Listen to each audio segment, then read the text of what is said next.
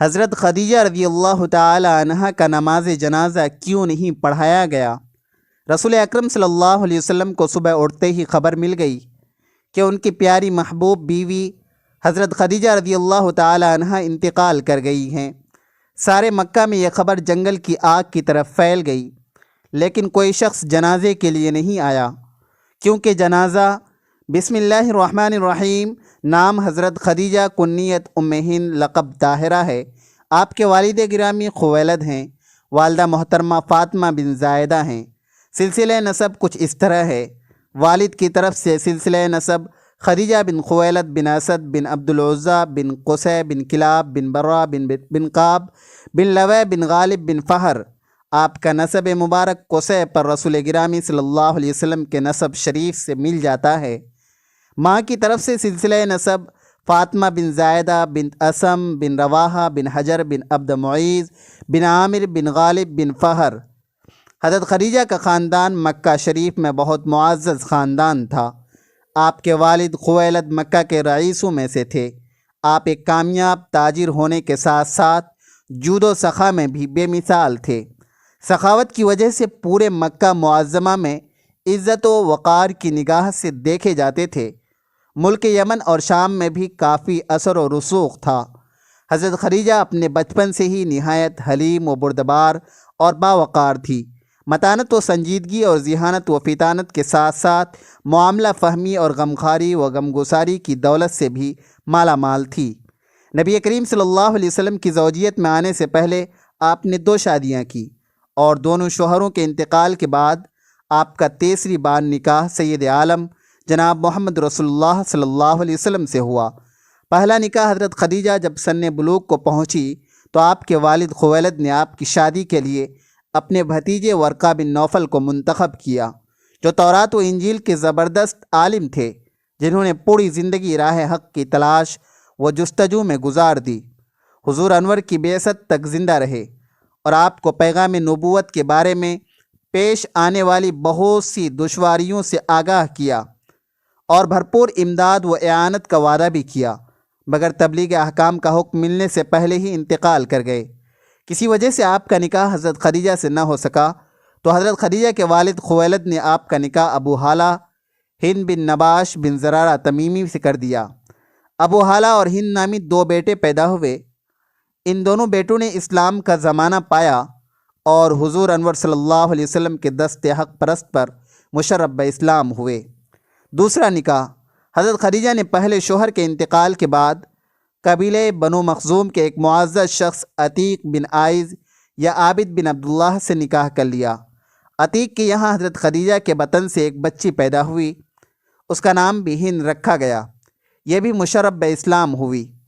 حضرت خدیجہ کے دوسرے شوہر عتیق بھی زیادہ دنوں تک زندہ نہ رہے، ان کا بھی جلد ہی انتقال ہو گیا۔ تیسرا نکاح ابو ہالہ اور عتیق کے بعد ام المؤمنین سیدہ خدیجہ کا نکاح حضور سید عالم صلی اللہ علیہ وسلم سے ہوا۔ اس کی کچھ تفصیل یوں ہے: حضرت خدیجہ جو قریش کی ایک مالدار اور نیک سیرت خاتون تھی، ہمارے آقا نے ان سے مال تجارت لیا اور سفر میں تشریف لے گئے۔ اس وقت آپ کی عمر 25 سال کی تھی۔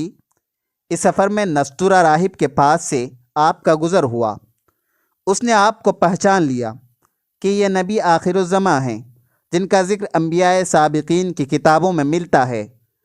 حضرت خدیجہ کا غلام میسرہ بھی شریک سفر تھا۔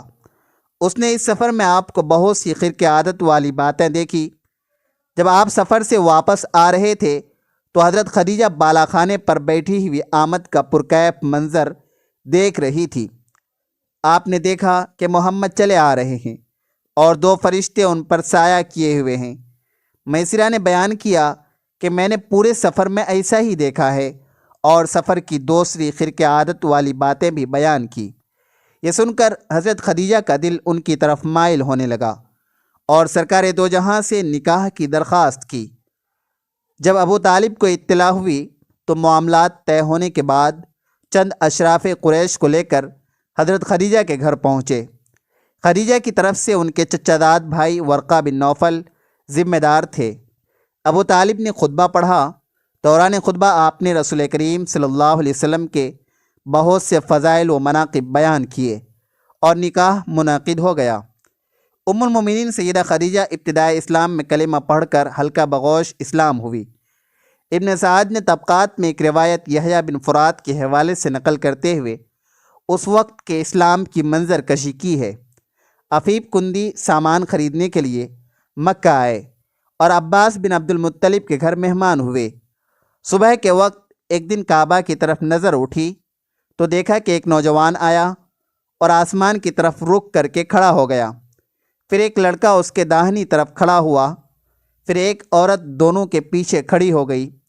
نماز پڑھ کر یہ لوگ چلے گئے تو عفیف نے عباس سے کہا کہ کوئی عظیم واقعہ پیش آیا؟ عباس نے کہا ہاں۔ پھر کہا جانتے ہو یہ نوجوان کون ہے؟ یہ میرا بھتیجا محمد ہے، دوسرا میرا بھتیجا علی ہے اور یہ محمد کی بیوی خدیجہ ہے۔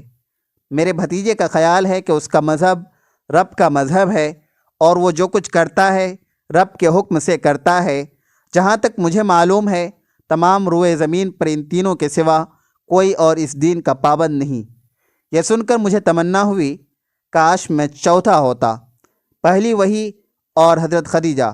جو بعثت کا زمانہ قریب آتا جاتا رہا تو حضور کا یہ معمول ہو گیا تھا کہ آپ آبادیوں سے نکل کر زیادہ وقت خلوت نشینی میں بسر کرتے، کئی روز کا توشہ لے کر غار حرا میں چلے جاتے اور عبادت میں مشغول رہتے۔ 8ویں ربیع الاول دوشنبہ کے دن حضرت جبرائیل غار حرا میں آپ کے پاس آئے اور وہی سنا کر کہا پڑھیے۔ آپ نے فرمایا میں نہیں پڑھوں گا۔ پھر حضرت جبرائیل نے آپ سے معانقہ کیا اور طاقت بھر دبوچا اور کہا پڑھیے۔ آپ نے کہا میں نہیں پڑھوں گا۔ اس کے بعد حضرت جبرائیل نے دبوچ کر کہا پڑھیے۔ آپ نے کہا میں نہیں پڑھوں گا۔ جب حضرت جبرائیل نے کہا اقرأ بسم ربک الذی خلق تو سرکار نے پڑھنا شروع کیا۔ یہ سب سے پہلی وحی تھی جس کی وجہ سے آپ کے بدن کو بڑی تکلیف ہوئی۔ آپ اپنے دولت خانے تشریف لائے اور کہا مجھے چادر اڑھاؤ۔ حضرت خدیجہ نے آپ کو چادر اڑھائی۔ آپ نے حضرت خدیجہ سے غار کے حالات بیان کر کے کہا کہ مجھے اپنی جان کا خوف ہے۔ حضرت خدیجہ نے کہا اللہ آپ کو رسوا نہیں کرے گا، آپ غریبوں کی مدد، مفلسوں کی خیر خواہی اور راہ حق میں بڑھ چڑھ کر حصہ لیتے ہیں۔ اس کے بعد حضرت خدیجہ آپ کو اپنے چچا داد بھائی ورقہ بن نوفل کے پاس لے گئیں۔ ورقہ بن نوفل کتب سابقہ کے عالم تھے۔ انہوں نے پورا واقعہ سننے کے بعد کہا یہ وہی فرشتہ ہے جو حضرت موسیٰ کے پاس آتا تھا، تم اس امت کے پیغمبر ہو۔ حضور صلی اللہ علیہ وسلم کو تبلیغ اسلام سے باز رکھنے کے لیے مشرکین مکہ طرح طرح کی لالچ دی، لیکن حضور نے ان کی طرف کوئی توجہ نہیں فرمائی۔ جب مشرکین مکہ اپنی تمام تر امکانی تدابیر اختیار کر کے تھک گئے تو انہوں نے آپ کے قتل کا ارادہ بنا لیا۔ جب آپ کے چچا جناب ابو طالب نے یہ دیکھا کہ قریش محمد عربی کو تکلیف پہنچا سکتے ہیں تو آپ حضور کو لے کر شعب بنی ہاشم میں چلے گئے۔ کفار نے آپ سے برادرانہ تعلق توڑ دیا اور طرح طرح کی سختیاں کی۔ ان سختیوں میں حضرت خدیجہ بھی آپ کے ساتھ رہی اور ہر طرح سے حضور کا ساتھ دیا۔ اسلام کی نشر و اشاعت کے لیے مالی قربانی۔ حضور انور صلی اللہ علیہ وسلم کی زوجیت میں داخل ہونے کے بعد حضرت خدیجہ نے اپنا سب کچھ آپ صلی اللہ علیہ وسلم کے قدموں پر نثار کر دیا۔ حضرت خدیجہ آپ صلی اللہ علیہ وسلم کی مونس و غمخوار ابتدا ہی سے تھی۔ آپ صلی اللہ علیہ وسلم کی بعثت، رسالت و نبوت کے بعد تو دل دہی اور دلداری اور ایثار و قربانی کا وہ باب آ گیا کہ پورے عالم کی تاریخ میں اس کی کوئی مثال نہ پہلے موجود تھی، نہ ان کے زمانے میں دیکھی اور سنی گئی، اور نہ انشاءاللہ قیامت تک پائی جا سکتی ہے۔ نبوت کے بعد حضرت خدیجہ کا مال تقریباً ان کی وفات تک آپ صلی اللہ علیہ وسلم اور آپ صلی اللہ علیہ وسلم کے اولاد امجاد کے لیے معاش کا ذریعہ بنا رہا، اور آپ صلی اللہ علیہ وسلم اہل و عیال کی ضروریات کو مہیا کرنے سے بے فکر ہو کر گم گشتہ راہ انسانوں کو خداوند قدوس کی وحدانیت کا سبق پڑھاتے رہے اور ان کو راہ راست پر لا کر دین و دنیا دونوں کی کامیابیاں ان کے قدموں میں ڈالتے رہے۔ حضرت خدیجہ کے مال نے آپ صلی اللہ علیہ وسلم کو صرف فکر معاش سے ہی سبکدوش نہیں کیا، بلکہ وہ اسلام کی تبلیغ اور تزویج اور نشر و اشاعت میں بھی خوب کام آتا رہا۔ چنانچہ ان کے احسان کا تذکرہ کرتے ہوئے آپ صلی اللہ علیہ وسلم ارشاد فرماتے ہیں انہوں نے مالکانہ طور پر اپنا مال میرے حوالے کر دیا تو میں نے راہ خداوندی میں اسے دین کی نشر و اشاعت کے لیے خرچ کیا۔ حضور انور صلی اللہ علیہ وسلم کی تمام ازواج مطہرات میں ام المؤمنین حضرت خدیجہ الکبریٰ کو چند ایسی خصوصیات حاصل ہیں جن میں آپ صلی اللہ علیہ وسلم کی کوئی اور بیوی ان کی شریک و سہیم نہیں۔ حضرت خدیجہ کے خصوصی امتیازات یہ ہیں: نمبر 1، وہ حضور صلی اللہ علیہ وسلم کی سب سے پہلے زوجہ مطہرہ ہیں۔ نمبر 2، آپ صلی اللہ علیہ وسلم کی زوجیت میں داخل ہونے کے وقت ان کی عمر 40 برس اور آپ صلی اللہ علیہ وسلم کی عمر 25 برس تھی۔ بقیہ تمام ازواج مطہرات باعتبار عمر آپ صلی اللہ علیہ وسلم سے چھوٹی تھی۔ نمبر 3، عمر کافی تفاوت کے باوجود ان کی حیات میں آپ صلی اللہ علیہ وسلم نے کوئی دوسرا نکاح نہیں کیا۔ نمبر 4، حضرت ابراہیم کے علاوہ آپ صلی اللہ علیہ وسلم کی تمام اولادیں انہی کے بطن سے پیدا ہوئی۔ نمبر 5، حضرت خدیجہ سب سے پہلی خاتون ہیں جو مشرف باسلام ہوئی۔ نمبر 6، اپنا پورا سرمایہ وقف کر کے آپ صلی اللہ علیہ وسلم کو معاش کی فکر سے آزاد کر دیا۔ نمبر 7، منصب نبوت و رسالت پر فائز ہونے کے بعد سب سے پہلے آپ صلی اللہ علیہ وسلم کے چہرے انور کو انہوں نے ہی دیکھا اور نظر نبوت سب سے پہلے انہی کے روئے زیبا پر پڑی۔ نمبر 8، خداوند قدوس نے انہیں اپنے ہدیہ سلام سے اعزاز بخشا اور جنت میں موتی کے ایک محل کی خوشخبری سے نوازا۔ یہ وہ اوصاف ہیں کہ ان میں ازواج مطہرات میں سے کوئی زوجہ بھی ان کی شریک و سہیم نہیں۔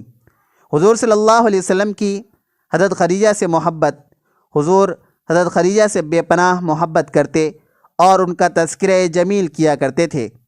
حضرت عائشہ فرماتی ہیں کہ میں نے دیکھا کہ حضور سب سے زیادہ حضرت خدیجہ کا ذکر کرتے اور اکثر ایسا ہوتا کہ جب آپ کوئی بکری ذبح کرتے تو کچھ گوشت حضرت خدیجہ کی سہیلیوں کو ضرور بھیجتے۔ کبھی کبھی میں کہتی کہ دنیا میں بس ایک خدیجہ ہی آپ کی بیوی تھی تو آپ فرماتے کہ خدیجہ وہ ہیں جن کی شکم سے اللہ نے مجھے اولاد عطا فرمائی۔ ایک دوسری روایت میں ہے کہ آپ نے ارشاد فرمایا، خدا کی قسم خدیجہ سے بہتر کوئی بیوی نہیں ملی۔ جب سب لوگوں نے مجھے جھٹلایا اس وقت وہ ایمان لائی اور انہوں نے میری تصدیق کی۔ جس وقت لوگوں نے مجھے مال سے محروم رکھا اس وقت انہوں نے اپنا مال مجھے دیا اور انہی کے شکم سے اللہ نے مجھے اولاد عطا فرمائی۔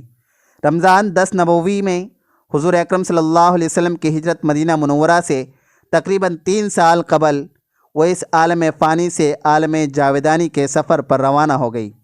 نماز جنازہ اس وقت تک مشروع نہ ہوئی تھی، اس لیے غسل دے کر کفن پہنا دیا گیا اور لوگ جنازہ لے کر ابدی آرام گاہ کی طرف چل پڑے۔ حضور انور صلی اللہ علیہ وسلم بنفس نفیس قبر میں اترے اور اپنے مبارک ہاتھوں سے انہیں لحد میں رکھ کر سپرد خاک کیا۔ حضرت خدیجہ کی قبر مقام ہجون میں پہاڑ کے اوپر آج بھی نمایاں اور ممتاز ہے۔ حضور صلی اللہ علیہ وسلم کے حضرت خدیجہ سے 6 اولادیں پیدا ہوئی، 2 صاحبزادے جو بچپن میں انتقال کر گئے اور 4 صاحبزادیاں نام حسب ذیل ہیں۔ حضرت قاسم بن محمد حضرت محمد صلی اللہ علیہ وسلم کے سب سے بڑے بیٹے تھے، انہی کے نام پر آپ ابو القاسم کنیت کرتے تھے۔ سگرے سنی میں مکہ میں انتقال کیا، اس وقت پیروں پر چلنے لگے تھے۔ زینب بنت محمد آپ صلی اللہ علیہ وسلم کی سب سے بڑی صاحبزادی تھی۔ عبداللہ بن محمد نے بہت کم عمر پائی، چونکہ زمان نبوت میں پیدا ہوئے تھے اس لیے طیب اور طاہر کے لقب سے مشہور ہوئے۔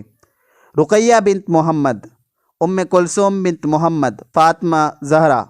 ناظرین، اللہ تعالیٰ سے دعا ہے کہ اللہ تعالیٰ ہمیں بہتر عمل کرنے کی توفیق عطا فرمائے، میرا سنانا اور آپ کا سننا اپنی بارگاہ الہی میں قبول و منظور فرمائے، آمین۔ ناظرین، ویڈیو اچھی لگے تو ویڈیو کو لائک کریں، شیئر کریں، چینل کو سبسکرائب کریں اور کمنٹ باکس میں اللہ تعالیٰ کی 99 ناموں میں سے ایک نام ضرور ٹائپ کریں۔ اگلی ویڈیو تک کے لیے اجازت دیجیے، خدا حافظ۔